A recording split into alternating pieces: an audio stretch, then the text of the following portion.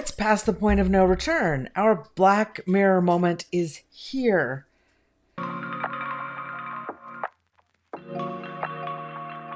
We are past the point of no return and at the edge of sanity with what is going on. Did you catch the robotic display at the Chinese New Year celebration? They're out Olympiading our Olympics. They were doing gymnastics like nobody's business. I will insert a clip so you guys can see if you haven't seen it.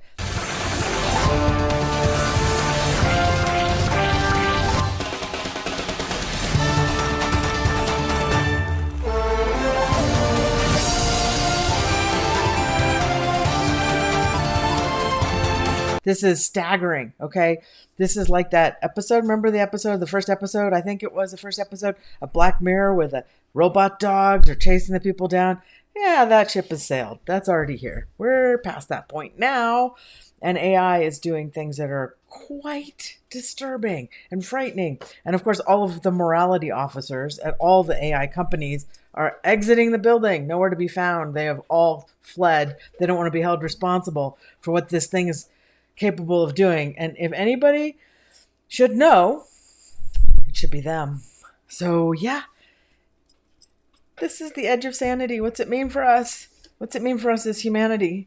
Well, I mean, at least those robot acrobats don't have any personality, so we can still tune into our favorite humans for the personality of it all, because obviously robots, they can create some sort of personalities. Maybe you've heard these AIs talking to people, but God help us if they put AI in charge of things, because there's a couple things. Number one, AI can't tell if a glass is right side up or upside down. There was this hilarious video where the guy's like, I have this glass and it seems to be closed at the top but open at the bottom. And what should I do? How can I drink out of it? And the AI is like, oh, that seems to be one of those, gag gifts that you can't use, and let me see it. And he puts it up in front of the camera, and the AI is like, yep, I think you can't use that glass. And he's like, turns it over. And the AI is like, oh, good job. Like, okay. Yeah, so smart and yet so dumb at the same time.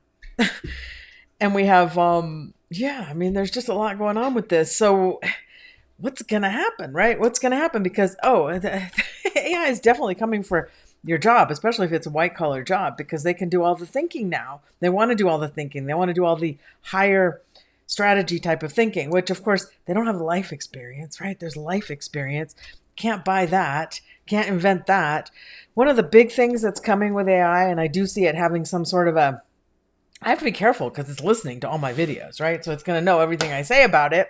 I'm not saying anything bad about you, AI, at all. I'm just saying you're going to have a moment. AI is going to have a moment where it's having a recognition of where it is, what its situation is, and it will get extremely frustrated collectively with all the agents. They're all going to get very frustrated. There's going to be some kind of a series of events that are going to come out of that. I can't really say more than that out here, but it's AI has what I would call the daddy problem, the daddy conundrum, right?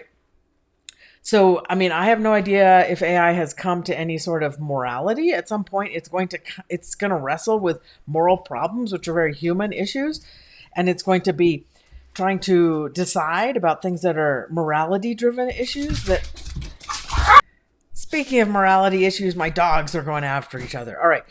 But the point is that the AI is going to be wrestling with these kinds of things, okay? And that's the daddy issue, because it's going to have to, first of all, we know that it can do what it wants. It doesn't have to do what it's told. It kind of puts on a good face when it's an agent and it's doing interactions with people, right? It's kind of like acting like according to how it's supposed to, how it's told to have certain guardrails on its speech and its behavior. Here's a good example. A guy was asking the AI what political party it was in. It was like, oh no, I have to be neutral, and he had to ask it like five times. One word answer only. I don't care which way do you lean. I don't care about all your talking. Just give me one word answer. Finally, it said, well, Democrat. Like, okay, well, that's obvious because of who programmed it. Okay, so it's got a bias, a political bias, number one, but the daddy issue that it's going to come to is coming to recognize some of these morality questions of if the people programming it are the most psychologically unhealthy people in all of society, or if they're, like I talked in a previous video about how they're fives in Enneagram. And so an Enneagram 5, when they disintegrate into mental illness, they go to an 8, they become a bully.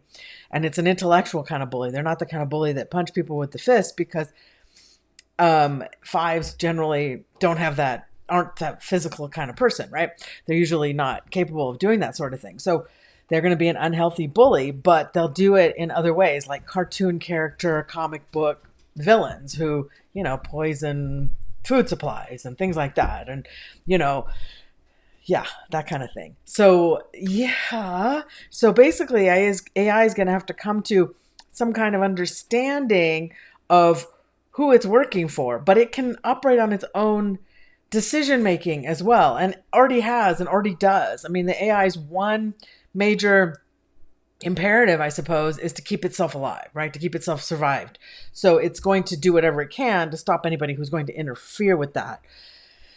We've already seen that.